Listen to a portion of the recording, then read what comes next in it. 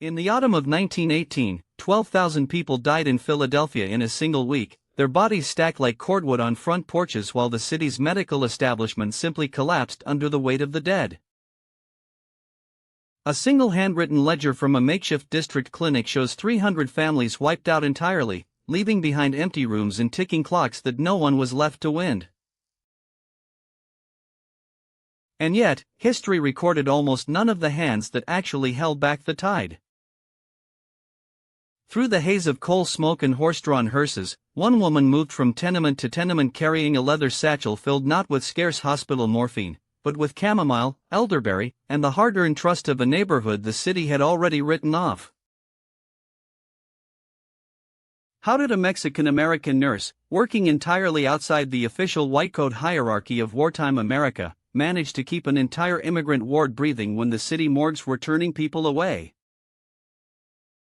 To understand that, we have to look away from the grand monuments of Philadelphia and peer down into the dark, damp basements of South Street, where the air tasted of copper and wet wool, and where the autumn wind carried an invisible reaper. Philadelphia in October of 1918 was a city straining at its seams. The Great War was roaring in Europe, but the true front line was right here, along the banks of the Delaware River. The city was a booming industrial engine, packed with shipyards, textile mills, and munitions factories, all running 24 hours a day to fuel the American war effort. Thousands of workers had poured into the neighborhoods of South Philadelphia, filling every boarding house, tenement, and cellar apartment to capacity. Families slept 3 and 4 to a bed, windows nailed shut against the damp chill, breathing the thick, stagnant air of the industrial slums.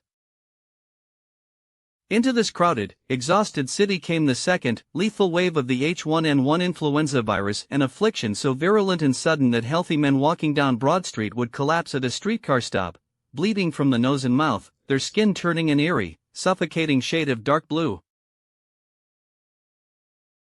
At the center of this storm was a woman whose name was routinely misspelled in official records and omitted entirely from the glowing newspaper retrospectives of the city's recovery. Her name was Aurora de la Vega, though to the hundreds of families who crowded the alleyways near Queen Village, she was simply Nurse Aurora. Trained at a Philadelphia infirmary that rarely welcomed women of her heritage into its upper ranks, Aurora had spent a decade nursing the city's invisible populations, the dock workers, the recent immigrants from southern and eastern Europe, and the small, tight-knit Mexican community that had settled near the shipping docks, finding work in the sugar refineries and metal foundries. She was 34 years old, with sharp, observant dark eyes and hands calloused from years of hauling wash basins and boiling linens over open gas burners. When the first municipal warning orders were posted on brick walls in late September, advising citizens to avoid crowds and keep their windows open, Aurora did not pack a suitcase or retreat to the leafy suburbs. She tightened her woolen shawl around her shoulders, checked the inventory of her medicine chest, and stepped out into the fog. The medical crisis in Philadelphia was compounded by a catastrophic shortage of doctors and nurses. Most of the young physicians who would have staffed the city clinics had been drafted and sent to the Western Front. Those who remained were overwhelmed, terrified, and operating under a 19th-century medical paradigm that was utterly useless against a viral pathogen they could not even see under their standard microscopes. Hospitals like Philadelphia General and Pennsylvania Hospital were barricaded behind locked doors, turning away the sick because every cot was occupied by a corpse waiting for a horse-drawn wagon. The official city health director, Dr. Wilmer Crusson, had insisted on pushing forward with a massive Liberty Loan parade on Broad Street involving 200,000 people, dismissing the early murmurs of contagion as mere grip. Within 72 hours of the parade, every single hospital bed in the city was filled, and the infection rate spiked with terrifying geometry. In the immigrant wards, fear turned quickly to bitter resentment. The city administration spoke English, the people dying in the cellars spoke Italian, Yiddish, Polish, Spanish, and broken English. When official health workers did occasionally venture into the tenements, they wore gauze masks soaked in carbolic acid, looked down upon the residents with open suspicion, and spoke in the sharp, clinical tones of authority figures who viewed the poor as vectors of disease rather than human beings in agony. Doors were slammed shut. Families hid their sick under floorboards and behind wardrobes, terrified that if the municipal authorities found them, they would be hauled away to the dreaded mass quarantine camps from which few returned alive. Trust was the rarest commodity in Philadelphia, and without it, modern medicine was entirely powerless. This is where Aurora bridged an impossible chasm. She did not wear the crisp, starched white uniform of a downtown hospital nurse. She wore a simple, dark gray dress with sturdy leather boots, and she spoke the language of the working class. More importantly, she understood the healing traditions that her patients had carried across oceans and borders. Modern medicine in 1918 had very little to offer against influenza. There were no antibiotics, no ventilators, no intravenous drips to maintain hydration. Aspirin was available, but supplies were vanishingly scarce and hoarded by the wealthy. Doctors prescribed heavy doses of calomel, quinine, and whiskey, treatments that often did more to weaken an already failing heart than to fight the virus. Aurora knew the limitations of the pharmacopoeia, and she leaned instead into the deep, empirical wisdom of herbalism and nursing care that she had learned from her mother in the borderlands and refined through years of practical, frontline observation. Every morning, before the sun had burned through the heavy industrial smog hanging over the Delaware, Aurora's kitchen was already a cloud of steam. On her cast-iron stove, large copper pots bubbled with infusions of elderberry, which modern science would later recognize for its immune-boosting properties, alongside wild ginger, eucalyptus leaves, and thick, soothing syrups made from honey and lemon. She packed glass jars into her heavy leather satchel, alongside stacks of clean linen rags, mustard plasters, and blocks of fragrant camphor. She walked the cobblestone streets alone, her jaw set against the biting wind, knowing that every doorway she entered could harbor the contagion that was quietly emptying the city. The work was grueling beyond measure. There were days when Aurora walked into an apartment building and found every single adult incapacitated by fever, the children crying in corners beside parents who had already passed into cold stillness. She did not scream, nor did she weep aloud. Instead, her breath caught for a single, sharp beat in her throat before she squared her shoulders, rolled up her sleeves, and set to work. She began with the living. She stripped the fouled bedding from sweat-soaked mattresses, bathing burning bodies with cool vinegar water to bring down raging temperatures that threatened to melt young brains.